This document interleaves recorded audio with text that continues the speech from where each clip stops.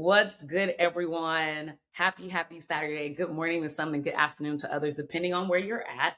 So, we had a few technical difficulties from two people. Not sure how that happened, but I'm going to make sure I drop the correct link in the chat. Even though on my end it said everyone had an audience link, the only two faces we should see is mine and Andrew. So, if your face does pop up, please make sure you hang up because we are recording this and putting this on YouTube next week. And unfortunately, it can only be us two that is on the video. I'm going to go ahead and drop the link in the chat. Again, if your face does pop up, make sure you hang up and use the link in the live chat. So this is the audience link, the link that you're supposed to have as an audience member. Again, of course, we have technological difficulties. Of course, it's going to happen. It wouldn't be a show if there wasn't something chaotic that was going to come up. Anyway, welcome everybody. I'm letting everyone tap in and get their coffee, get their tea, get settled. I'm going to go ahead and introduce myself soon. But before I do that, everyone, go ahead and drop your name in the chat.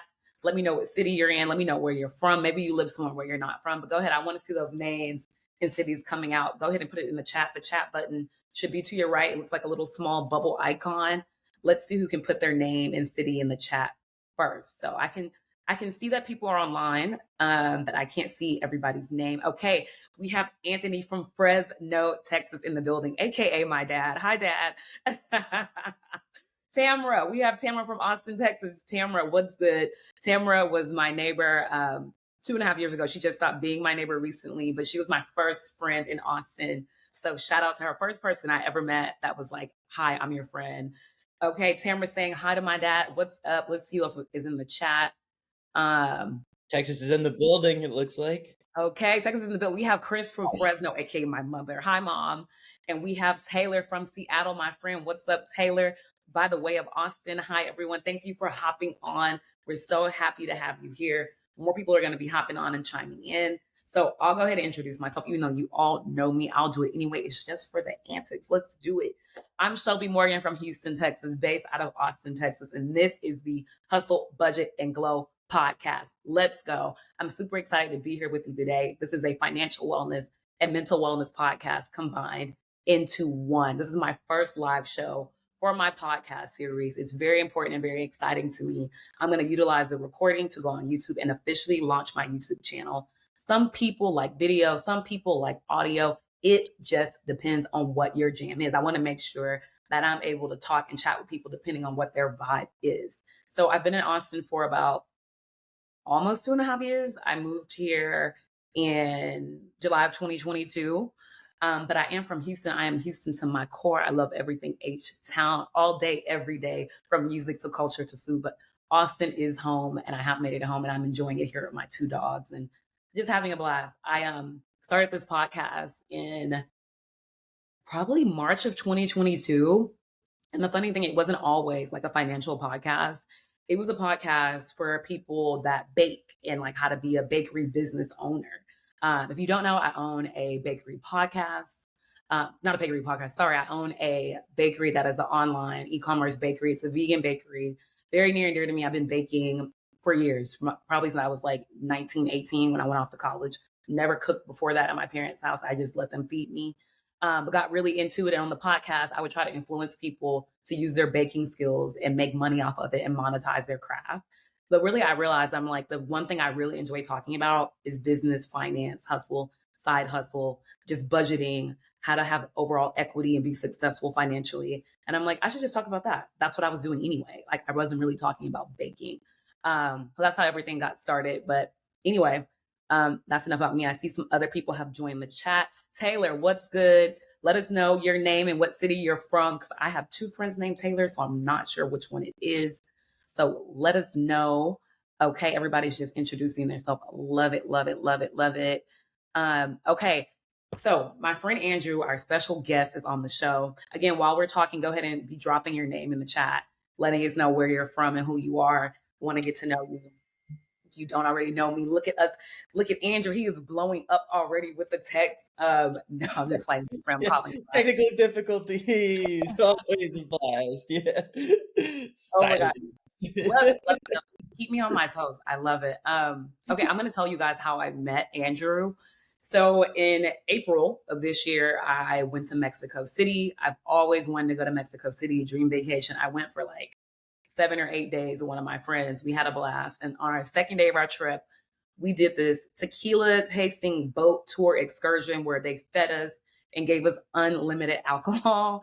It was quite dangerous, but quite fun. Um, and thankfully, on this excursion, sometimes you can go on an excursion when you travel and you might not have a good group of people, but everyone was like 25 to 35. And we like all had really cool jobs and like really good vibes. And we all like got along and exchanged social media accounts. And we like just kicked it. We clicked. And so me, Andrew, and his girlfriend, we became friends. His girlfriend's name is Remy. They were both amazing. A couple tequila shots in, we were like, let's vibe, let's do this. And we've kept in touch. And even though he lives in a totally different country, Andrew does live in Vancouver and I live here in Austin. Like we've just made our friendship grow. We wanted to collaborate and do some really cool stuff. That's why we're here at this podcast. But I'm going to go ahead and let Andrew introduce himself. I'll let him give his version of how we met because I was probably already 8 shots in. So I'm pretty sure by that time I was already dancing on the boat. So Andrew, go ahead and introduce yourself. Again, everyone, let me know what city you're from. Say hi, drop your city and your name in the chat. And yeah, Andrew, take it away. Go ahead. Your show too. All good. What's up, y'all? I'm Andrew Brown. I am a film and media production specialist. I do currently reside in Vancouver, Canada right now, but I am originally from the States, lived all over a couple of different places in the US. I was born in Memphis, lived there for a while, then moved to Atlanta, then did university at University of Missouri, MIZ, go Tigers, all that good stuff. And then after that, about actually 5 years ago this month, I moved to Vancouver to continue to pursue my career in film. And yeah, I'm currently working for a visual production house, so focusing on like VFX, the post-production side of things as my day job. But on the side, I also run my own YouTube channel called Triple S Productions. It's all very food centric and just trying to celebrate the world of food, the culinary, and all that kind of good stuff. And yeah, really loving how it's been going so far. As far as the Mexico City story, that is pretty accurate. I think you nailed it on the head. Yeah, we met at Xochimilco, which if anybody ever goes to Mexico City, go. It's awesome. It is like the last remnant of what used to be the whole gigantic lake that was the city of Mexico City. It's built on the remnants of an old lake, and Xochimilco is like the last part of it that exists. But we did it through an Airbnb experience. I'm not 100% sure how you would have booked it. Probably could dredge up that link somewhere. But yeah, it was an excursion throughout there, gave some of the history, and there was a lot of good food and great mezcal tastings. And yeah, long story short, we vibed, had a great time, sampled some different stuff, started chatting, and it came up that we both, were in very similar areas. And just from there, the relationship grew. And yeah, now we're here. And I couldn't be more excited for it. Really awesome that I get to be, the first guest on this. It's very cool. I haven't done a live podcast like this before. So I'm excited to be a part of this. And yeah. No, I'm excited to have you. Thank you for reminding me of what the tour was about. I forgot about the history, the boat, the river. I was just there for the drinks and the That's food. fair. That's fair. That's fair. It was a great plus. It was a great plus for sure. Yeah, I didn't even know how to pronounce the name of the lake. Yeah. So we remembered. I think I was calling it Ochi the whole time. So thank you for letting me know what it was called. Yeah. So wait, you didn't use an Airbnb experience to book it? How did No, y'all? we did. Oh, I wasn't sure if that was the only way you could do it or not. I assumed yes, but yeah, no, we booked it through Airbnb experience. okay. I was like, how did you do it? Were you just in the neighborhood? First of all, you guys, the area was questionable. Okay. I will say that I was a little concerned going out to the excursion. But no, yeah, it's just an old historical area. But yeah, I did book through Airbnb. But I do think they have other tours that you can take that aren't through Airbnb experiences, but Remy had heard of it beforehand and was like, this is something I didn't get to do last time I visited and I would really love to do it. So yeah, we went out of our way and booked it in advance. And I mean, the easiest way to do that from, again, another country is pretty much like Airbnb experiences. So yeah, that's how we ended up I booking use it. Airbnb experience a lot. If y'all don't know what that is, Airbnb experience. Airbnb is where you can rent a home or whatever apartment when you travel. But Airbnb experience is like you can book an excursion via whatever country you're going to be. It's just easier because you can see reviews, you can see photos. You know you're not going to get kidnapped on the trip. So it was really great. You can like communicate with like everyone like on the excursion via there. That way y'all can like meet up. But no, that's how we met. Really cool. like I said, 10, 12 tequila shots later. I mean, we also had other alcohol on that boat. Mhm. Um, I think I had tequila sunrises. I really don't know what all I had. By the time I got off, I was almost part of the river. But yeah, anyway, Also dead in the middle of the day as well. Like I think it ended at like 2 or 3 in the afternoon. Like it was dead in the middle of the day in the heat. Yeah, in the so heat, but we were good on the time. like Felt like a 3. very authentic experience for sure. Yeah, Yeah, I mean, 2 o'clock to be that tore up was crazy. I think we got on the boat at 11. So something just like that. Yeah, drinking for 3 hours, like we became great friends, obviously. But yeah, that's our story of how we connected. But yeah, thank you so much, Andrew, for being here. Thank you for sharing your story and your background. I guess I didn't share my background. I mean, but I feel like everybody knows me and what I do. I work in learning and development, HR adjacent, have a digital marketing background. I'm just really creative. I love talking to people. I love vibing. I love bringing people together, and I love having open spaces that help people connect, like what I'm doing here. hmm Literally in my career, I don't know if y'all know what learning and development is, but it's literally exactly what I'm doing right here. I either do in-person hosting or virtual hosting where I talk to people, enlighten them, engage them, train them, level them up. So to me, this is really fun. I love doing it. It makes me really happy and brings me joy. Um, but we're going to go ahead and hop on to the next question. Again, if you didn't already, say hi in the chat. Say hi in the chat. Go ahead and drop your city and where you're from. We'd love to hear yeah. more from you. We're going to make this super, super engaging. We want to make this really fun. You already got our introductions and heard where we're from, what we do, but I'm going to let Andrew dive a little bit more. And so, Andrew, tell us, what's your side hustle? What's your background? I know you gave a little brief, highlight of it, but give us a little bit more detail. Totally, yeah. So as far as my background, I've studied and been working in and around the film and media production industry for roughly about 7 years now. I've worked pretty much every position you can work. I've worked on set, done just about everything, edited videos, done sound, been a part of camera department, just all that kind of stuff, just trying to try out different things that I like, different parts that I wanted to fit in, and just learning, head to toe how things are professionally produced in the video making world. So I have a lot of background in that, and that's where a lot of my skill set and strengths lie. As I said, I currently work at a visual production house right now called Scanline VFX. They work on doing visual effects for different movies and television shows.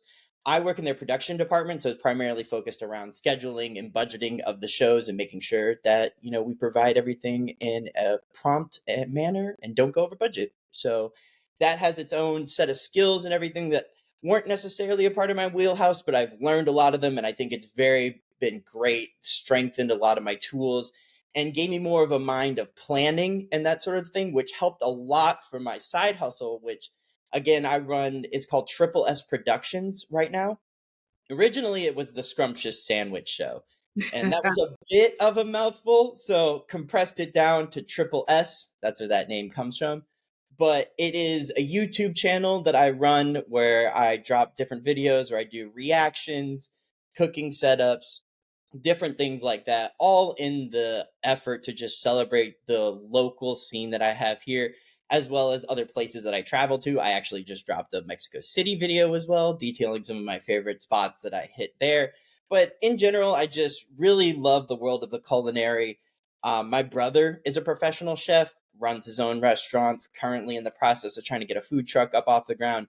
And him, coupled with, having really good memories of helping my grandmother cook in the kitchen when I was younger for Thanksgiving meals and stuff like that. It's really been something that always stuck with me. And I think there's a lot of power in food, the power that it holds within cultures and different stuff like that. And that's something that I just wanted to be a part of celebrating. So I helped create a channel to help uplift other businesses and yeah, just have a blast with it. And also strengthen my own culinary set because I didn't I don't have a professional cooking background. Again, done it some around the way, but I think it's just a skill that everybody should have. Everybody should be able to cook well. Everybody should be able to cook for themselves, make a good meal. And I think I can understand why it can be difficult after a long day's work. You don't necessarily want to whip up a meal for yourself, but the more you do it, the more you practice it, the more you get it under control. I just feel like it's a super good skill set to have. So for all those reasons, I've combined put it into my YouTube channel. We're also on all socials. I do some exclusive content there too. And yeah, it's been super great so far. Being able to start ingratiating myself into my local community, working with a lot of local businesses and helping uplift their platforms. And that's one of the big reasons I got into this industry in the first place. So yeah, I love that. Thank you for the been stories. great so far. Hmm. It's really cool that you put all those things together. So with your job, it sounds like you do a lot of program management on the back end for the production. You handle the budgeting, logistics, maybe some even supply chain in a way, making sure things stay on task, making sure things are handled accordingly. You don't go over budget, which is great because my podcast is all about budgeting, money, financial tips, and like even in corporate America, even more so, especially when it's involving a corporation, you have to be on task for budget, but especially in your personal life too, right? Whether Yeah. you go to work or you're at home, like handling your finances accordingly is like key to being successful. And I do agree, everyone should know how to cook some type of meal, Mhm. boil rice, know how to cook some salmon. I don't know, but if you don't know how to cook, fix it immediately. I did not go to professional chef school either. I never helped my mom and dad in the kitchen growing up, did not even touch a bag of salt. I did nothing, but I watched in the background low key. And when I went to college, all of a sudden I knew how to cook. And they were like, since when? I just knew. I just paid attention, but I didn't Yeah. know. Okay. But it's crazy because now I love to cook. I love to host. I love having people over. So it is a great skill. I just love bringing people together. So thank you for sharing that. Of course. And I totally get that too. I mean, I absolutely love my dad to death. He's an amazing, great man, but I've seen him literally burn Pop Tarts before. So that's the level of cooking expertise he had. And I just would, it was something that I was like, oh man, I don't want to be in that situation personally. If I ever, just want to be able to actually make something for myself that's good, that, nutritious, tasty, and also isn't, too much effort. That's right. Because what? Yeah, that's ground floor. I was hoping to get a little bit above that as well, but yeah, yeah. No, I love that. So Andrew, what inspired you to get into media and film? And when was the first time that you shot a video or used a camera? Man, I mean, since I was young, I always really loved You're movies. young. You're Well, young. yeah, okay, a baby, young, young, young.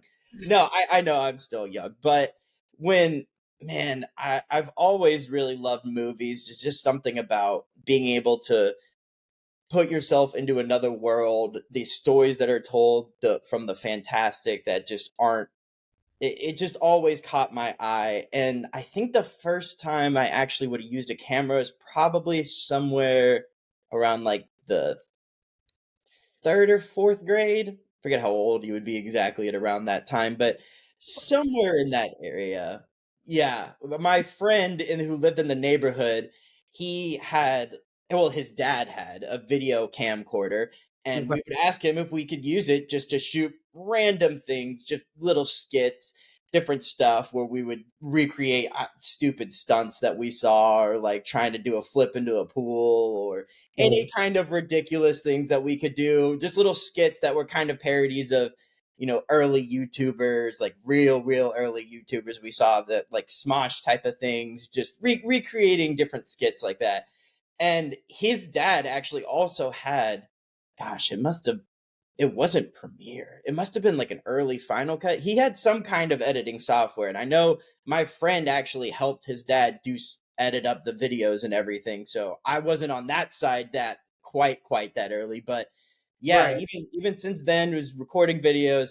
It was super fun, but it wasn't something I took seriously as a career. It just was something I really loved. I really loved the magic behind films. When I was also young, I was a huge dinosaur fan, and then when I saw the movie Jurassic Park, that kind of just blew my mind away. Like, Right. this is incredible. So I just understood the power and the ability to tell a story and to really like capture the imagination that was there. And then it probably wasn't until I was in high school that I seriously started considering it as a career. I went to the National Student Leadership Conference, which is like a big conference that they invite people to go for summers. And you stay at a university for, I think I did it for like 10 days or 2 weeks or something like that. But you kind of just, it's in preparation for whatever career you're thinking you're wanting to do. So I got invited to do that, and I went and studied and did their little film program and everything. And it was the first time that was eye-opening to me. I was like, okay, we got to meet with some also people who worked in the field and did different stuff like that. Got to learn of some of the actual industry standard practices. And then that kind of planted the idea in my head of like, okay, this is something that people do. This is not literally like a pipe dream, like a Hollywood pipe dream. Right. There are real people that do this. This really could be a career that I could have. And then that next year, my junior year in high school, we had a video production class that was offered as Okay. well. So I took that and then got to learn some of the stuff. We got to mess around with green screens and did some, learning about more of the history of film as well too. But I think from there, that kind of really got the ball going where I started thinking, okay, this is something that I could seriously take as a career. And, Right. really it just was off to the races from there. Off When, to the races from there. Yeah. yeah. I think a lot of the time, like, especially when we're young and figuring things out, like when we look back, like usually there are a lot of things like behind us that have showcased like where we'll probably end up, right? So like Mhm. from your friend's dad letting you guys use his camcorder to you going to the media thing for the university, like everything kind of led up to like where you are now. And you realize the whole time you just really enjoy doing film and media, but you didn't know that when you were in third or fourth grade, like you said. No, not at But all. you just kind of look back and it was like, yeah, I was always a film and media production like person at the end of the day. Yeah. Like same for me. I don't know how to shut the hell up. I love to talk. I'll talk to anyone, bathroom, toilet, whatever, like a stranger. So for me, like I've always been someone who brings people together or engages with others or just makes someone feel whole and complete. However I can do that by making you laugh or just saying hi. So I've always talked, maybe too much. I don't know, but I love doing it.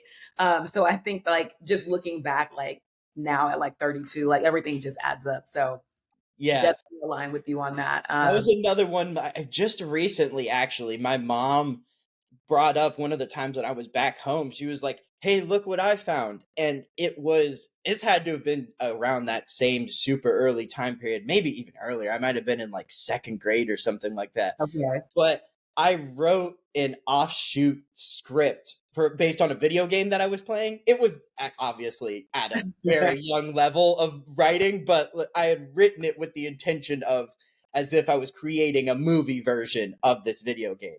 And That she is just happened to find it that it still existed. I don't know how. It must have been in a cupboard or something somewhere.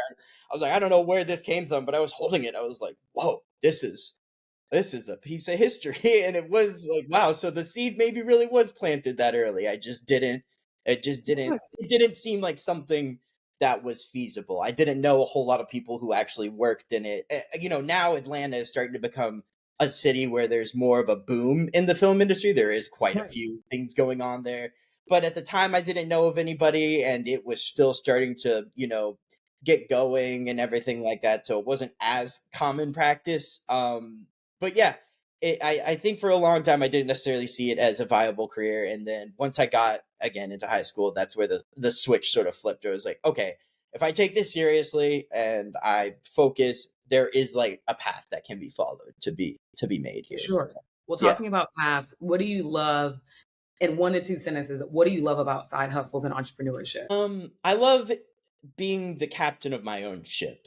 I think that's Okay. something that I'm not the reason a big part of the reason that I'm really liking this project is that I am the captain of this ship. But for better or worse, it's my ideas. I'm putting it forward. I'm driving and steering the direction of where this is all going. So It's your yeah, show. It's yeah, the Andrew show. Yeah. And exactly. I think that's something that like we can't do like in like our everyday work career. We're not driving the show. Our name's not on the door. We don't own the company. So yeah, Exactly. same for this. Like this is my thing. I decide what I like, what I don't like, who I want to work with, who I don't want to work with, how I want to do it, how I want to collaborate. Like it's amazing when something is just your own and you own it. So definitely 100% align with you on that. Yeah. So you mentioned already like just your history and like being a kid and like seeing if this was a viable career and how it led up to everything. But in a few words, like what really motivated you to start this side hustle that you have for Triple S Productions? There's kind of a funny story behind how I got this started. It came about in a pitch class. We had a class that was about pitching ideas. If you're imagining that you're going to take an idea, to a producer and you're pitching it to try and get funding, it was practice for that. So I actually came up with the idea for the channel as a part of this pitch class. So then I pitch it and it goes phenomenally well, to the point where people in my class are like, "You're doing that, right? Like, you're actually going to do that." And at the time, I hadn't thought about seriously doing it, but I obviously liked the idea because I came up with it. I thought it was a good one. So then I was like, okay, well, that got such a good reaction that there must really be legs here. And at the time, I was feeling like, again, I didn't have any projects that I was necessarily feeling like I was running or that I was getting the creative kind of fulfillment from. That Right. comes from being the one who's the idea creator and the one who's, again, kind of making everything run like that. And that felt like it was something missing.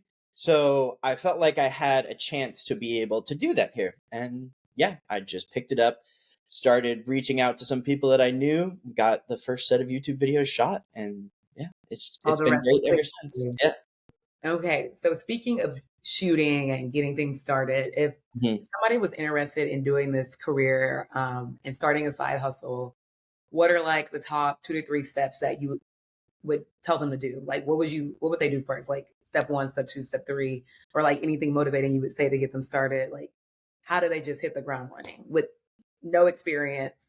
Maybe they've never worked in film and media. Maybe they didn't write a script when they were 8. Like, Yeah. let me know if I want to do it. Like, what would you advise? I will say that I did go to film school and everything, as I mentioned, so I had some of that background. But the good thing about that is, luckily, there are a ton of resources out there now about how to actually do video production. You can basically YouTube almost any concept that you know. Now, if you have a more formal education, you may get there a bit quicker and know a bit more what to be looking into and everything like that. But there are plenty of resources out there that if you look hard enough, you can find the answer to pretty much any question you would have about what goes into making a good video and how those processes should be done, or even more minute questions about, how do I do this effect on a video or something like that. So I would say start doing your research, start looking into it. Look, the internet is, again, full of videos, tutorials, all that kind of stuff. Start diving into that. But then the other part of that is you kind of just have to get going with it. Luckily, we all have, there's greater access to cameras than there's ever been before. And Right. I think sometimes our phones, we're talking on computers right now, there's Right. plenty of ways to get it done. And I think a lot of people have the hesitation of, oh, I don't know, I wanted to make sure it's good before I get it going. And the thing is, it's always going to get better, but practice makes perfect as well. And I do think you kind of just have to start shooting and then start working from there, because then you'll start seeing where you can improve, A, and then B, that will help inform some of what, okay, this is what I need to improve. Let me start looking into how I do that or how best that can be done. And then you can also start getting feedback from people. So I honestly, I think that's the biggest thing, is just start shooting. Just understand it's not going to be perfect. There's going to be growing pains. You're going to learn along the way. But the quicker you start getting content out there, the quicker you get well practiced at it, it'll just all start flowing and you'll start feeling more comfortable in front of a camera. And yeah, I think that's the biggest key to any of this kind of like content creation or anything like Start that. shooting. Start Yeah. shooting. That's it. Pick up the camera, start shooting. It doesn't have to be perfect. You learn as you go, learn in the process. You can figure out what you should do better next time. It's okay. Just do it, right? Yeah. Just do it. Okay, I'm going to ask the audience, anyone who's still online, do you guys have any questions so far for me or Andrew? If you do, type it in the chat. The vibes are going. I'm having a lot of fun so far. I hope you are too. Hope I'm entertaining you as your host. I know Andrew is killing it. Okay, I see Tamara had put a comment about at least she knows how to cook risotto. I've never made risotto, but I really do enjoy it.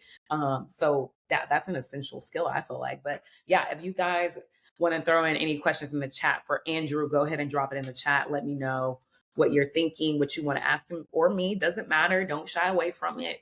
But we're going to go ahead and go on to the next question that we have on my end. But again, drop some questions in the chat or drop what you're thinking. What are you thinking so far of the show? Just shout out some good vibes, whatever. Just go ahead and put it in there for us in the chat. If you don't know where the chat is at, it should be to your right. It's a small bubble that says chat, literally. Keep So it ringing in. Keep it ringing in. I'm having a great time. And yeah, definitely open to having a answering blast. any questions, any thoughts you guys have about anything like that. So yeah. Drop it in the chat.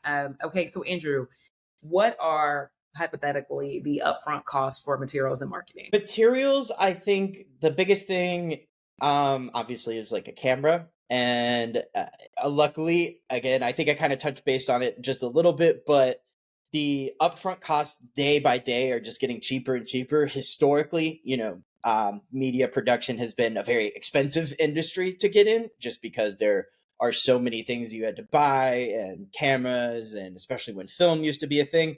But these days it's getting easier and easier and cheaper to be able to get into this industry again, especially if you already have a phone, you already have a camera, so you're well on your way there to making videos, especially with an iPhone or anything like that. They've got a lot of very complicated algorithms and stuff like that that help you be able to shoot in pretty much any condition. So that it really, from there, it's how much better do you want your product to be, how much more do you want to increase the production value from it, and that just is gonna kind of come with budget and everything like that.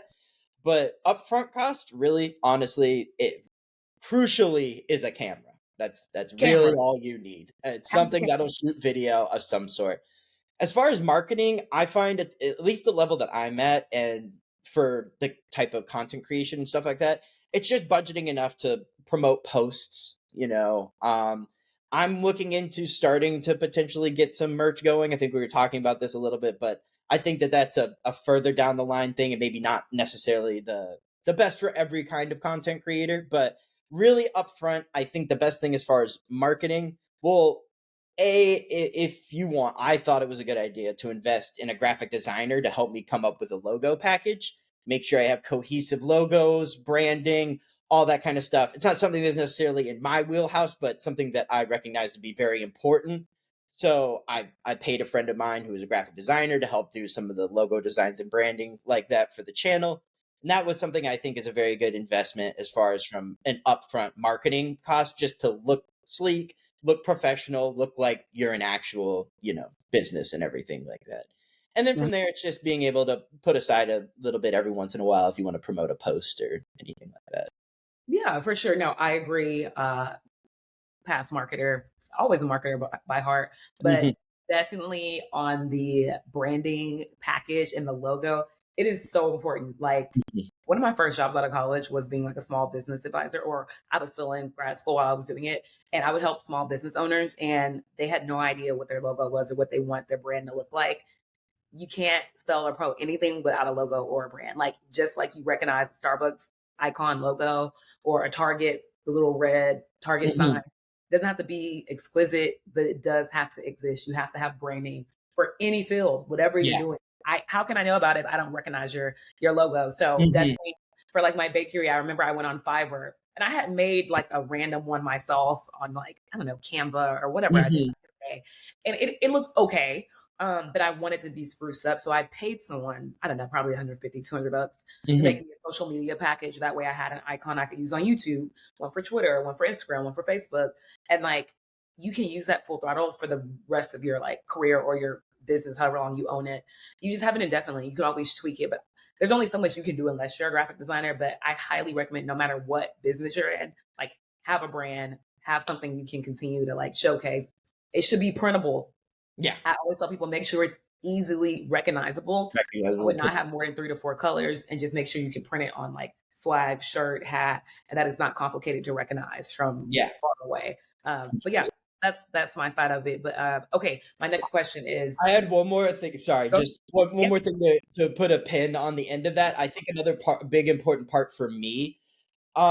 So sorry, my mind just blinked there for a second. Yes, another big important part for me. I also had another logo before, but I felt like for me it wasn't within the vibe of what I really wanted the channel to be, and I think that that's a big part that I started recognizing is that your logos and your branding, any of that kind of stuff, the design of it also signals to your audience, especially for a content creation business or anything like that, what kind of vibe you're going to bring with the channel, what kind of energy it's going to be. If you click on a YouTube page and you see it, you already, before even watching the video, probably just from some of the designs and everything, can probably get an idea of what kind of videos you're about to see. At least you should. So that's kind of the other part for me, is a big part of it. All that you mentioned, yes, it should be super printable, super recognizable, but in part of that recognition, it can be like, oh, that kind of seems like they're going to be more of a casual channel, and maybe a bit more,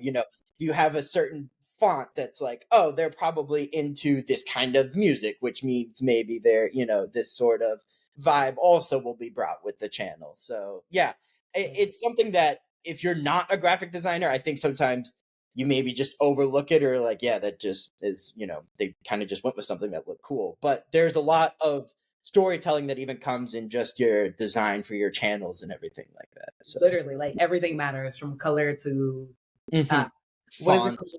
Font, and then kerning, like letter kerning, how close Yeah. your letters are together. Like I Yeah. remember I learned that in college. And I don't know why I still remember. I thought it was very interesting, but all that matters. If the letters are too close together, or too far apart, it can be distracting for your viewer. Just really random. But anyway, no, branding matters, you guys. So get a great logo, point blank, period. If you don't know how to do it yourself, pay someone to do it. Don't have a really bad one that doesn't make sense. Okay, my next question, very important. This is a financial podcast. How do you measure ROI in your line of work? ROI means return on your investment, honey. So if you have put time, energy, and capital into something, how do you measure the amount of ROI you're going to make in return for all your hard work and the sweat off your back and the money out of your account? Just to give you guys an idea what ROI is. Yeah. So for me as well, like I said, I have some experience with my most recent job in terms of budgeting. Mhm. So I know what I can or cannot do. So I make sure to keep my budgets within reason and everything like that I'm not, blowing money fast, just going completely crazy and absolutely sinking it in. But for where I'm at, it's pretty early, and I recognize that not all of the financial, return on investment has come quite yet to that degree. But really, for me, I'm loving the creative return on investment that I'm getting. Again, kind of creatively, I feel very fulfilled, very solid, very happy with what I'm doing. Very happy to be able to uplift, local businesses that I'm collaborating with. Very happy to be working and learning in different arts that I haven't necessarily had all the training in. And yeah, just being able to keep my tools sharpened as well in certain areas that my normal day-to-day job doesn't allow me to have all the practice on. And yeah, there's just certain things like that I think keeping my wheelhouse strengthened, but also helping keep myself creatively satisfied right now, while in turn setting the foundation for what I hope to become, as far as, getting serious financial profits and return on investment in that sort of degree. But yeah, that's right now for me how I'm personally measuring it, is this something that I feel like I am very happy with and will be able to continue doing, and even ramp up to the, point where if it really starts catching wave and catching fire, that I will be happy to continue to put my time and effort into it, once For it sure. gets to that step. Yeah. Yeah. One of the main things that you said that I really like is creatively satisfied. I don't think people understand how much that matters. And to backtrack, what you do in your day-to-day job is not the same as what you do in the side hustle. Like, even though, like I said before, in like my career in learning and development, like I'm talking to people, I have a mic in my hand in person, or I'm Mhm. talking virtually to how I am now. It's transitional, it's relatable, but it's not going to be as creatively satisfying because it's not mine. So Yeah. I think when you are someone who's an entrepreneur or someone who believes in side hustles, you have to have that creative satisfaction. Like, you have to Mhm. feel that relief, that joy, that passion. If you don't have that, then more than likely you're not going to be successful, number one. And number two, you're not going to continue to do it, because it could take 10, 20, 30 years for my podcast to kick off. Look at any comedian. Okay. And I love comedy, so that's why I'm using comedians as an example. I just went to go see Joe Coy recently in San Antonio. He's a phenomenal comedian. He is 53 years old. He got started doing comedy, I think, when he was like 17, and now he's doing world sold out tours. But it Mhm. took him 30 something plus years to like get these giant brand deals and the sellout arenas. Like, it takes time, but he had the creative satisfaction. So I just want to emphasize and go back on that. Yeah. Making sure you have that is key. So we talked about overall the ROI and how creative satisfaction is the number one thing for your return on your investment. But to continue that conversation, How do you monetize your brand? So right now I am in a position where again I have steps that I'm starting to take and everything like that, hoping to put out merch, hoping to put out those sort of the things in the next couple of months. So stay tuned for that. That'll be coming here hopefully. But again with that brand recognition, just kind of building that up and then getting to a point to where we'll be able to start doing more paid promotional kind of a things. That's how a lot of content creators make their money. They get paid by brands in order to talk about their products online. You can also monetize your channels as well. YouTube, TikTok, I don't think Instagram does, but YouTube and TikTok for sure. You Mhm. can enter their, their content collaborator programs and everything like that. And you can monetize your channels. That does bring some back, but that's not where the real money is at. If we're being completely honest, it is in those sort of paid sponsorships.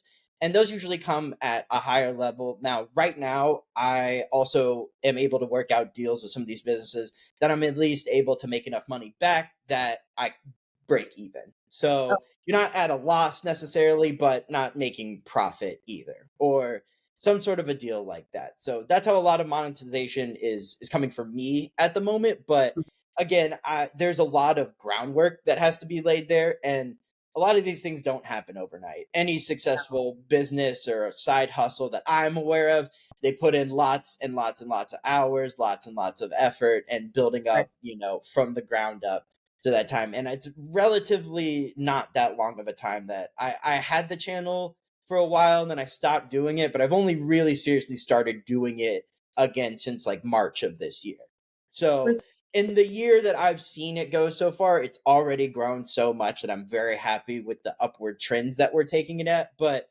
those sort of steps that I laid out earlier are kind of the next steps that I'm hoping to move toward making this a more successfully monetize my channels and the different streams sure. and content that I Like put you out. said, it takes time, it takes a foundation. Like I said, I started this 2.5 years ago. Like, you have to get to a point where you have recreated your brand and yourself multiple times, and you're like, this version of my recreation is exactly what I'm gonna go with. And now I'm gonna like see it through, because technically I really started focusing more on my podcast this year because I had everything else settled. Like, I'm Mhm. finally comfortable living in a new city and I could just continue to focus on other things that I couldn't so much before.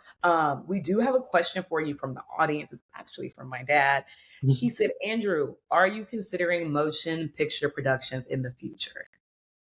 Yeah, it's something that I never want to leave off the table. That would be awesome. I certainly it would have to be, I think, the right project. I do technically work on motion pictures right now. The project I'm working on right now is not one, but I have worked on motion picture projects in the, visual effects production space for very, very large, big, huge budget films like that. So I do know what that looks like and I know what that path is, Mm, and I think it would have to be the right job, the right thing. It would all have to line up and make the most sense for me to be able to do it.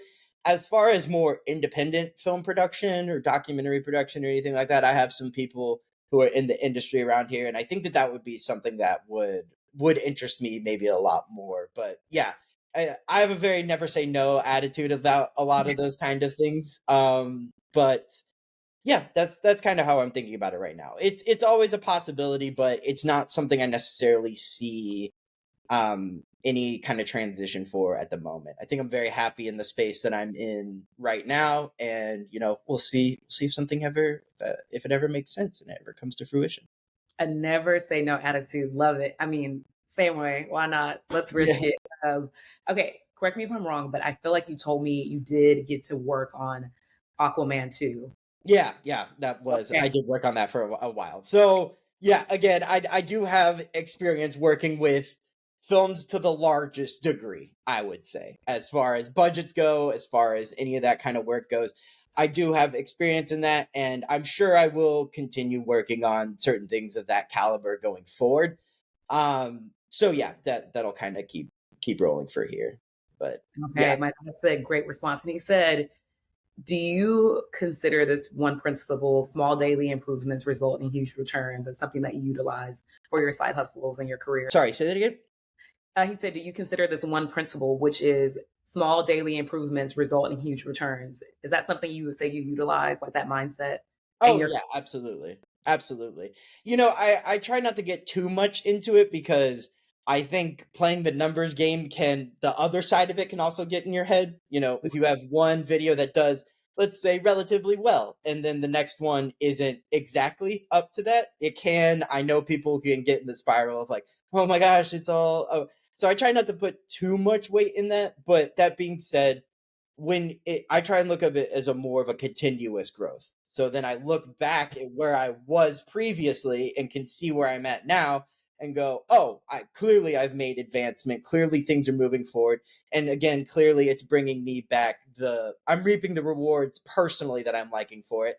And also from a more professional standpoint, it's starting to become more viable and the numbers are tracking the way that I want them to look. Things are starting to get traction the way I want them to look. So yeah, it's more like in reflection, I guess, that I try and look at it. But yeah, any win to any degree is a win. So I do agree with that as well. Yeah. Well, you heard it best from Andrew. He does agree. Okay, Andrew, I know you briefly chimed in on social media channels. So you said the social media channels you use are TikTok and Instagram, correct?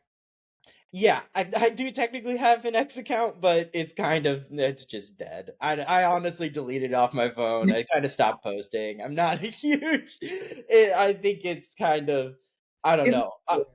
it's I think it's going the way of the dinosaur, me a bit personally, but that's neither here. But yeah, primarily I'm posting YouTube, Instagram, TikTok. Those are kind of like the big three that I'm posting my content across at the moment. okay, cool. It's so funny. I just made an X account.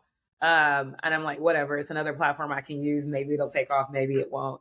Um, but yeah, no, definitely Instagram and TikTok are like probably the channels that I Mhm. agree that you would see the most results on.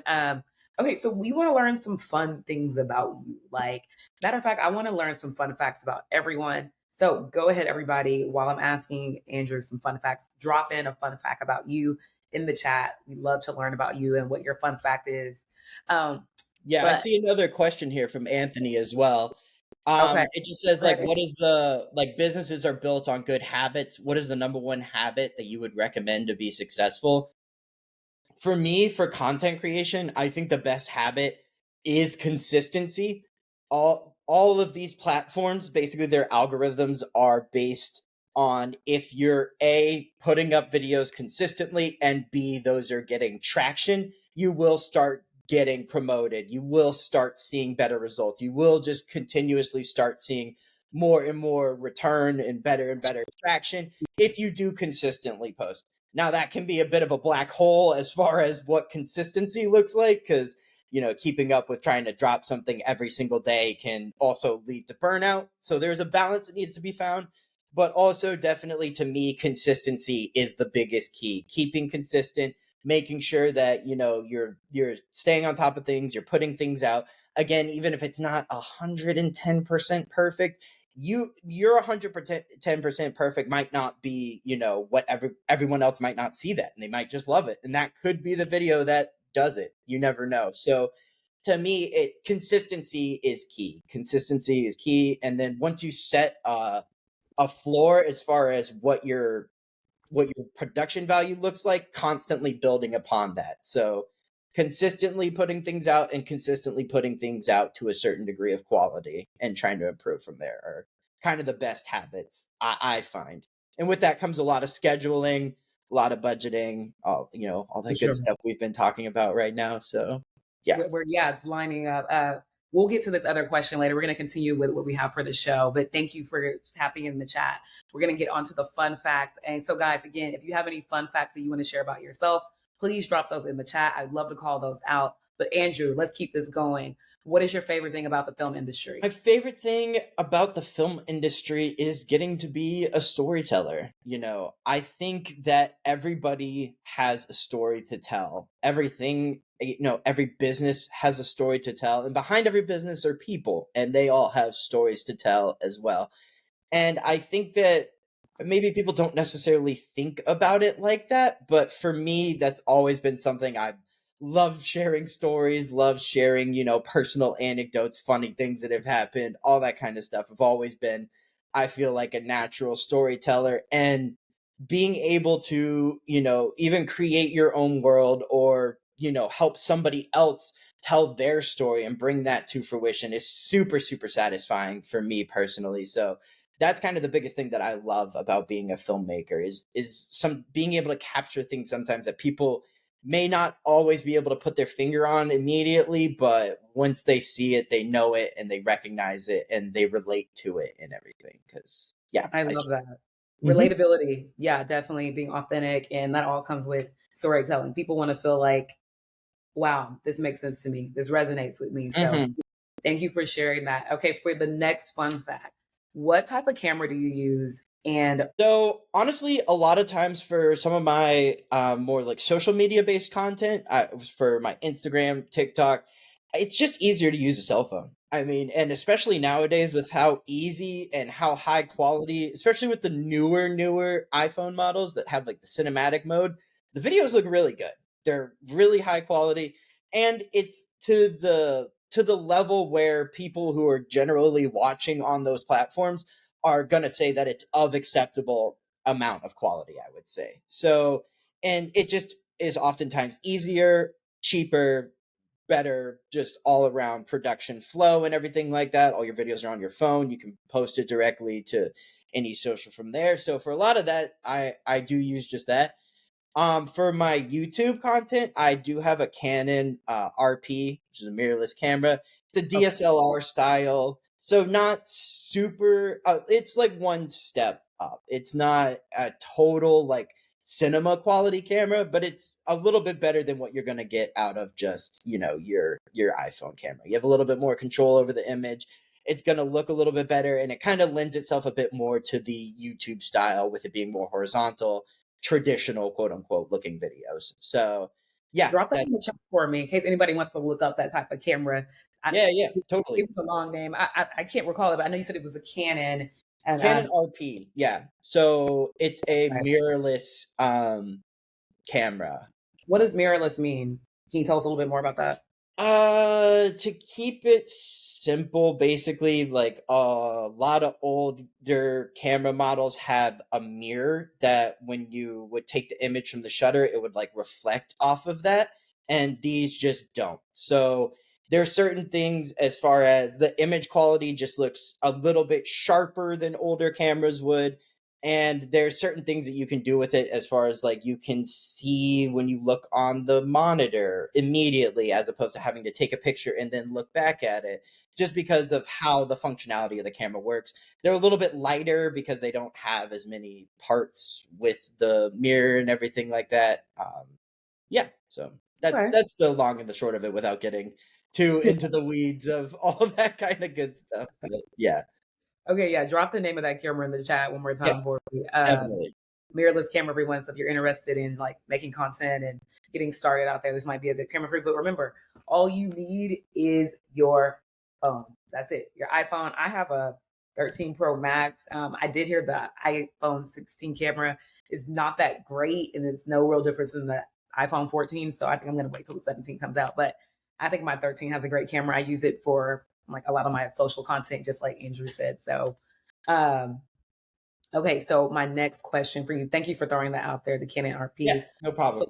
before I go to the next question, we have a guest that said you were very organized, and that's your fun fact because you have storage bins behind So you. to nail it, that's actually, we have a record player right there, and those are all our records. And to the point of organization, those white sheets are alphabetized. So we've got it alphabetized by artist, yeah, A to Z. So yes, they are very well organized. Okay, so you're the organization king. Organization is key, everybody. But yeah, Very drop true. your fun facts, people, your own personal fun fact. If you have one, drop it in the chat while we're still talking about fun facts. I mean, I guess I should tell you my fun fact. I mean, obviously, is that I have a podcast. I think that's a pretty cool fun fact. I love to bake. You already know that.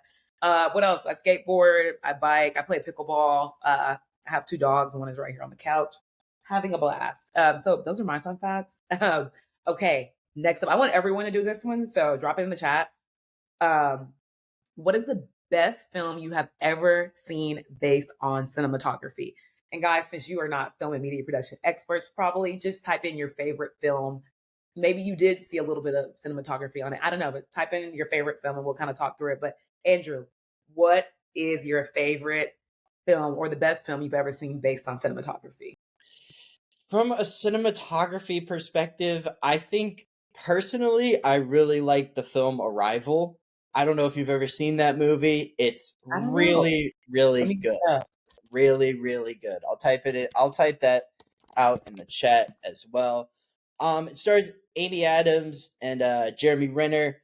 Came out a few years ago. I don't remember exactly the year, but yeah, up. it's just a really, really interesting take on the whole like alien invasion kind of a story. Um, but I was reading an article from the cinematographer. His name's Bradford Young. He's a really talented cinematographer as well. He talked about how he used memory as a reference point for a lot of his shooting. So he would just remember things like when he would pull up to his grandmother's house and step outside. I think he's actually from Texas or Oklahoma, maybe one of those two. I'd have to. But anyway, he just had very vivid memories of how his like grandmother's house looked in his mind for when stepping out of the car and you see it lit, and that kind of memory is how he would use to light a lot of his scenes. And you can kind of tell they almost have this like dreamlike sort of very like, oh, this is really beautiful, but almost in like an unnatural kind of a way where you can't quite put your finger on it, but it's very cinematic, but very almost like ethereal. And I think for the story that's being told in Arrival, it just complements it so, so perfectly. And so that's why I think, cinematography to me, yes, you can have a very beautiful image, but if it doesn't serve ultimately the story that you're telling, then okay, then we kind of are just making beautiful images. So to me, Right. I'm a very story based kind of person, so they all have to come together to serve that purpose. And because of that, that's why I think the cinematography in that movie is really magical and really special. And yeah, that just Okay. I love one of that. my favorites for sure. I'm pretty sure I've seen Arrival. It came out in 2016, which was like, Yeah, yeah, right at 8 years ago. It just had its 8 year yeah, anniversary. You can stream it on Hulu if you want to watch it. I yeah. definitely am now going to watch it because I'm pretty sure I've seen this movie. I just can't remember. Like one of the main characters is Jeremy Renner, and I Yep. don't know if you guys know who he is. He's a pretty famous Hawkeye. actor. He died right for all Yeah. our Marvel. Yeah. Yeah, Yeah. so I mean that's what I really know him as Yeah. Hawkeye. But yeah, really great movie. Amy Adams is also very good in that movie. She's the main, like the main star, and she's also been tons and tons of movies. I'm pretty sure won Academy Awards. I know for sure at least nominated. Like she's Yeah, very, she's very talented actress. she's been in some amazing things. From what movie was she in that I really like? I know wasn't she in Superman? Yeah, she's Lois Lane. Yeah. Okay, that's what I Yeah. thought. That's what I thought. Yeah. Okay, yeah, she's been in quite a few In the movies. Man of Steel movies. Yeah, yeah. And like the Justice League ones and everything. Yep. She was Lois Lane. That's correct. Yeah. Okay. Okay. So Mhm. yeah, reference. Okay. Let's see. Let's see. So we have some other people chiming in. Tamara said this is probably not cinematography, but my favorite movie is Aliens and Prometheus. She says Prometheus does have more cinematography, which I do agree on. I love the Aliens movies in general. Um, Aliens is a great movie. Alien is a great movie as well, but I personally like Aliens more. I think it's my favorite of that whole series. Yeah, Prometheus did have really beautiful cinematography, but that's another one where it was like, yeah, it looked beautiful, but what's happening here a little bit at some parts where it's like, what is I think if that movie honestly, I think if that movie had all of the elements that they were trying to connect to the Alien franchise, like removed from it, I think it would actually stand alone as kind of a better movie. But for me, I, I feel like they tried to force it a little bit too much in being like the whole Alien prequel and, Ridley Scott coming back to the universe. And it just felt like they were trying to, I don't know, that it could have almost been its whole own movie outside of trying to force the connection, I don't know, to the Alien sort of franchise. That's just me personally, but I agree. yeah, yeah. I agree. Thank you guys for chiming in. So my dad's favorite movie is actually my favorite movie. From a cinematography aspect, no, but it's literally my favorite movie. It is Trading Places. I don't know if y'all have ever seen this movie, but it has Eddie Murphy and Dan Aykroyd. It came out in the 80s. I want to say it came out in 1983. Let me like look it up real quick. But it's a very It's a funny movie. hilarious movie. That's It's a hilarious movie. Like it's a classic. Like I said, it is my favorite movie. I have seen it a million times. We have it on DVD somewhere at my parents' house. It came out in 1983. I knew it had to have came out like nailed in it. 83. But yeah, it's a great movie. It's raunchy. It has one of my favorite actresses, Jamie Lee Curtis, is in there. It's really one of her movies she got started in after Halloween. But I love 80s and 90s movies. So, but from a cinematography aspect, off the top of my head right now, because I'm just thinking, I think two of the best cinematography movies I've ever seen. Number one was the Avatar. I think it was beautifully told. I think it Mhm. had a lot of great storytelling. The original, the first Avatar. Second Mhm. one was cool, but that was the first movie of its kind. So I really like the original Avatar, which probably came out 10, 12 years ago. And the next movie I'm going to say is The Revenant with Leonardo DiCaprio. Mm. I thought that was actually, that's like probably one of the best cinematography based movies I've seen. It was phenomenal. But I really, really did love it and enjoy it. Okay, we have two more people. Let's see. And that bear scene is brutal. The bear scene was wait. Actually, I rewatched the movie. I Great didn't scene, watch like great movie, but man, that bear scene is brutal. it. It Like was so brutal, but beautiful movie. beautifully shot, though. Yeah. Django.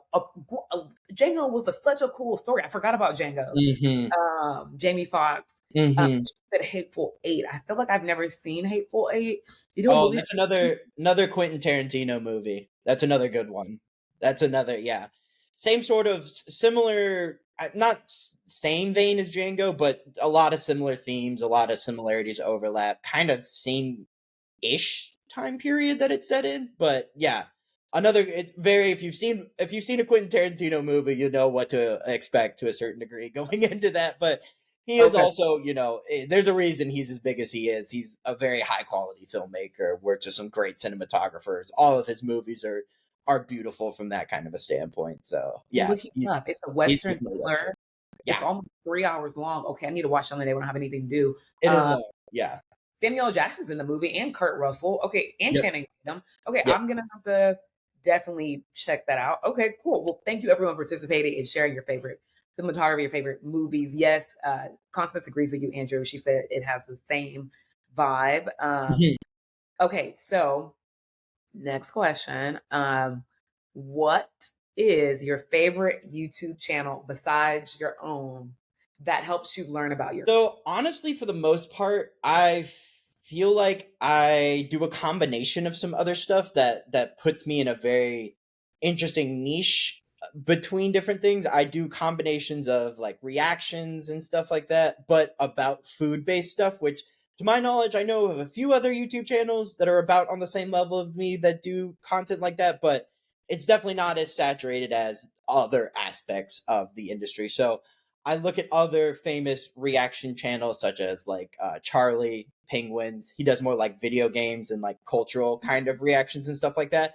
But for me personally, I think that with not having as much experience in the food sector of things, I do try and watch a lot of different food content creators, especially from actual chefs. So people like Claire Saffitz, Carly Lolly Music, Sola Whaley, Action Bronson, Maddie Matheson, all these kind of different characters are people that I study to see how their mannerisms help them come across in their content, how they engage with their audiences, how they're able to, present their products, but also to learn from a cooking perspective, to learn different tips and tricks about how to present cooking content, what type of production things you can take into consideration when you do that, and help give me ideas for different videos that I can do.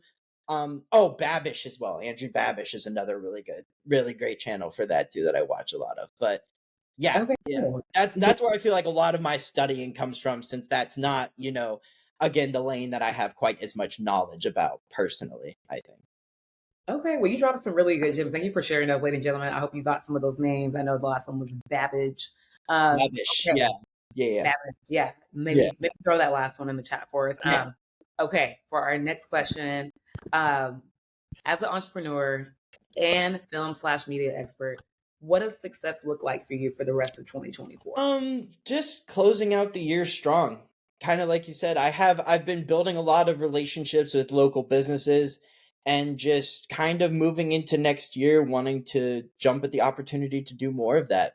Working myself into the community. I want to become a super I think personally, you got to build community at a very local level for any of this kind of stuff before you start moving and branching out into other things like that. So, yes, I do have some videos that are focused on my travels or different reactions that aren't necessarily to a local level, but I do think I want to build myself within my community where I'm a very recognizable, figure and a pillar of my local neighborhood. I want to represent East Vancouver. I want to represent Commercial Drive. I want to represent all of these things from, a kind of brand standpoint and let them all know that I'm there for them and to help uplift them. So I think if by the end of 2024, I'm even more solidified in that position and being more recognized for that is something that will be, to me personally, very satisfying and kind of how I want to end out the year. And then move into next year knowing that and just taking even more advantage and trying to elevate, all my community with me to the next I level. love that. I think community is everything. Like you have to tap into your community. I think your network is your net worth. And since you brought up community, I'm going to kind of piggyback with a few questions here about community. I mean, I can repeat the question, so no worries. I'm not holding you at gunpoint. What does community mean in the film industry? My first question. And my next question is, how did you find partners in your community to work with? And what was your strategy like by doing that? So, community in the film industry is very important. You hear there's a lot of horror stories out there about people being treated poorly in the film industry and having horrible things happen and having, just being cheated out of paychecks, not being driven into the ground from long hours because it's a lot of hard work at the end of the day. It is a lot of time, a lot of effort, and it can be creatively, emotionally, and financially draining. But you have to understand that if you're really in the film industry, it is a super collaborative medium. It takes a village to build anything, especially at a high level.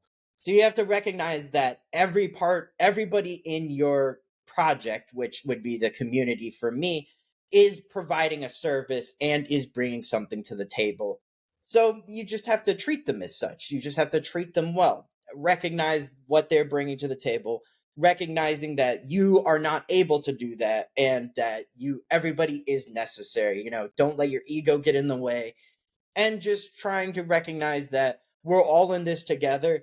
Yes, seas may be getting a bit rough with the sailing metaphor again, but we're all here together. We're all going to power through this. And then when we reap the benefits of it, we're all also reaping it together. Because I feel like that's a narrative that has come up a lot is a lot of people feel like in projects they put their blood, sweat, and tears behind it and didn't end up reaping the benefits at the end. So that's kind of the two-pronged thing. For me, what community looks like is being able to, you know, have everybody feel like what the effort they put in was validated and rewarded properly. And also on the other side of that, from the storytelling perspective, you want to make sure that whatever story you're telling, you're doing justice to, because they're also a part of that community. You don't want, there's a lot of stories as well you can look into of people feeling like they were misrepresented in documentaries, stuff that where movies were made where they just misrepresented characters. And that's something that can have a huge impact on people's legacies, how people view certain stories. So again, with the power of being a storyteller, that is a very, very, like, it's a double-edged sword a little bit, but it's something that you should wield with the knowledge of how it can be used for good and how it can be used for bad. So yeah, Right. that's something that's a huge part of that as well. You just want to make sure that you're treating everything with the care and caution that it deserves, and making sure you're doing all your research, crossing your I's, dotting your T's. Sorry, crossing your T's, dotting your I's. Mix that one up, switch. But yeah, no, just making sure that you're not misrepresenting anything, and that everybody who has come and put their time, hour, or intellectual ideas into something feels like they are reaping the benefits of it in the end. I love that. Really honing in on a few things, reaping the benefits as a community. If we are all at the table together, we all deserve to reap the benefits of sitting at a table together, right? Mhm. So I love that you said that, and keeping people in mind when you're doing things, like make sure you have an ideation of correctness, of caution, of care. Mhm. Just move accordingly because it can interrupt someone's legacy based on how you depict them. So Mhm. make sure that you move with grace and with like an overall set cadence. So with that in mind, what is the entrepreneurial climate like in Vancouver? And what is the media and film industry like in Vancouver? Because we're used to things in the US. So we want to hear what it's like in Vancouver.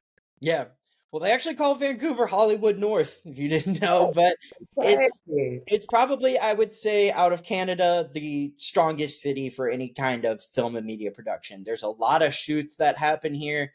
A lot of people work in the post-production industry as well, editing, visual effects, animation, that sort of a thing. So the quote unquote like film industry here is very strong, I would say. A big thing with that is a lot of, they're always looking to try and, again, with budgets, shoot or create something for the least amount of money. And with, LA being in the same time zone as Vancouver and the US dollar usually running a bit stronger than the Canadian dollar, they can oftentimes shoot in Canada and shoot or have post production done in Canada and actually get it at a cheaper price for them because Whoa. Canada also had British Columbia, the province that I live in, also has a lot of tax incentives as well, Okay. for shooting films and stuff like that. So the deal is usually that production companies can come from the U.S. and they get tax incentives, to shoot in Vancouver, but they have to hire Canadian workers, people in Canada working and everything. So they can't bring an American crew to Canada. They have to hire local, talent workers and everything like that and work Which with the. is fair. Like Yeah, now, of course. Yeah. Well, I mean, it's beneficial for everybody. They again get to reap the benefits of, having tax write-offs and that sort of stuff. And it also creates a lot of jobs for this area. I think I don't remember exactly the pie chart, but I remember for the city of Vancouver, it was like film and tourism are by far the biggest industries, and I believe really? film is still number one. It was something like I want to say like 40% was film and like 30% was tourism, so something Wow. like that. I don't remember the exact numbers, but a vast majority of the pie chart of like where does Vancouver make its, what are the biggest kind of industries in Vancouver were those two. Yeah. That's super dope. I did not know that. But yeah, I agree. Like it's so American for us to go somewhere else and try to take over with our own like essence. No, when you go to another country and you want to film and shoot and utilize their land, like they deserve the tax write-off. Use Canadian film experts and makers there in the Mhm. city. I totally and 100% agree. So Andrew, I'm gonna go ahead and share this really quickly. So your favorite quote, because I know what it is. Cinema is a mirror by which we often see ourselves by Alejandro Inarritu. Mhm. That's your favorite quote. So I just wanted to make sure that I Yeah. got to close out with that. I guess I should say, Fun fact, he directed The Revenant. no way. Yeah. Yeah. No way. Mhm. What? Yeah. Okay, I'm definitely Rebel challenged me on that, but I'm like 99% positive he directed The Revenant. okay. I mean, I'm gonna go with that. Look, I don't know if I can look it up. I don't know. Did you find it? Did he direct it? Yeah. Mhm. Oh, okay. Well, there you go. I'm going to read the quote one more time for you because I think it's a quote that can resonate with people all over. Cinema is a mirror by which we often see ourselves. And I think that can apply to a lot of different things in life. I think it's a beautiful quote. I love ending things with a quote. I guess I'll say my favorite quote. I don't want to get it wrong, so I have it up right here. My favorite quote of all times. I don't have any tattoos, but if I did, I would get this quote tattooed on me. And the day came when the risk to remain tight in the bud was more painful than the risk it took to blossom. I think it's super important to just take risks and go for things and keep it moving Mhm. no matter what the outcome is. And before we wrap again, Andrew, can you go ahead and let people know where to find you? How can they stay connected with you? Yeah, 100%. I'm actually gonna go ahead And I And have the link, so I'm gonna drop them all. yeah, I think I'm sharing it right here, but that's Triple Hey. S Productions YouTube page. Go check it out. If you have not already, please subscribe to the channel. I'm actually going to drop a video here in a couple of hours. I try and drop videos once every Saturday. But yeah, got a lot of great content coming out right on that page as well. We also have our link tree where you can tap in, find all of our other socials, and follow us on all of the stuff for exclusive content that comes out there too. So definitely go check us out if you haven't already. That's where you can find us, Triple S Productions, on all social media platforms and YouTube. Hey, make sure you go and subscribe. You hit up that channel, subscribe to my channel, share with family and friends. I went ahead and dropped all of our links for today that you can go ahead and check out. The first link is my affiliate link at the top. If you utilize this affiliate link, I get 20% back. So definitely check those out. I have our socials. I have our YouTube channels for both me and Andrew. I have everything linked right here. So you can go ahead and check that out. We are going to go ahead and take a few questions from the audience before you hang up. We'll go ahead and take probably like 2 to 4 questions. Yeah, let's do it. Go ahead and get some questions from everybody. So, like I said, 2 to 4. So, drop those questions right there. Again, you have all of our links to share and to subscribe, and keep updated. This show is going to be published. It's going to be the launch of my YouTube channel. So, I've been doing nothing but YouTube Shorts, but it's going to be my official first video. I'm also going to download this audio, and it's going to be able to be live on all streaming platforms: Spotify, Apple Podcasts, Audible, you name it. So anyway, if you have any last questions for us, go ahead and drop it in the chat. We have a little bit more time. We do wrap at 1:30. So we would love to hear from you if you have any final questions. And beyond that, this has been really fun. Andrew, I just want to say thank you. I'm so glad I got to meet you on the boat that day with our tequila tasting. We had a blast. I wish I could send a picture. Let me see if I could I wish I could show you a picture of the boat. You know what? I actually put out a reel. I would have to. I don't think I have it super on handy, but I just put out a reel in promo for my Mexico City one, and it had the drone shot from the boat in it at the end. I don't know if you noticed that. Yeah. I'm screaming. I felt like I probably didn't notice it. And I just didn't take a second look. I'm really trying to see. Okay, you know what? I think I found it. I'm gonna show y'all this real quick so y'all can really see how much fun we had. Where I gotta I'm texting myself, and then prayers that this actually works. No promises. Let's I see Anthony as well asked one more question real quick about any book recommendations I would have. So I've got two right off the top of my head that I'm going to give real quick. The first one is called Annihilation. They made a movie of that also a couple years ago. If you're a big science fiction fan or like anything in that sort of a realm, I am personally. But if that's not your cup of tea and want something more based in reality or facts, I would go for the book that I just finished reading, which was Kitchen Confidential by Anthony Bourdain, which is just a super awesome in-depth look of what his come up in the culinary world looked like and everything like that. Just a super interesting man. It's super interesting life that he led. So yeah, those are the two right now off the top of my head that I would recommend. Andrew, Annihilation is really good too. is the book called Kitchen Confidential Adventures in the Culinary Underbelly? That's the one. Yeah. Okay. I'm just gonna drop that. He's written a lot of books since then, but that was like his first big one. And the version I read, actually, it was the annotated version. So he annotated it later in life and kind of put little things that are like, this is still true, or this is not true, or this has changed, or I feel differently. Had some like nice little addendums to it and everything like that. So that was a kind of a cool little aspect to the version I got as well. Okay, dope. Yeah, I just dropped that in the chat.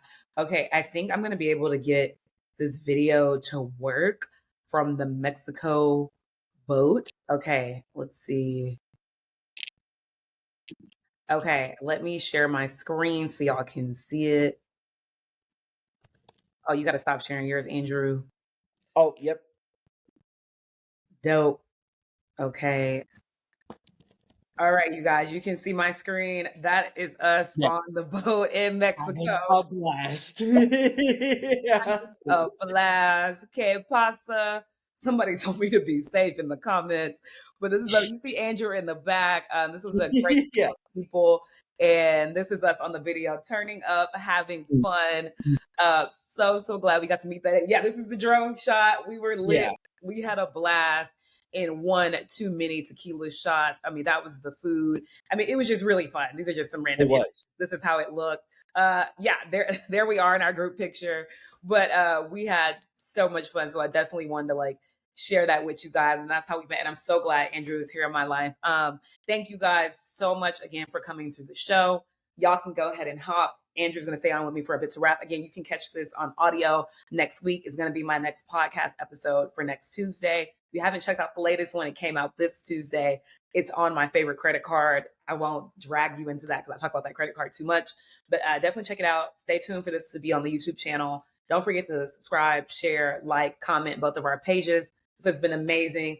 Again, I'm your host, Shelbie Morgan from Houston, Texas, holding it down in Austin, Texas. And this is the Hustle, Budget, and Glow podcast. Shout out to my friend from Triple S Productions, Andrew Brown. Let's go and cut out some music to get the vibes back going.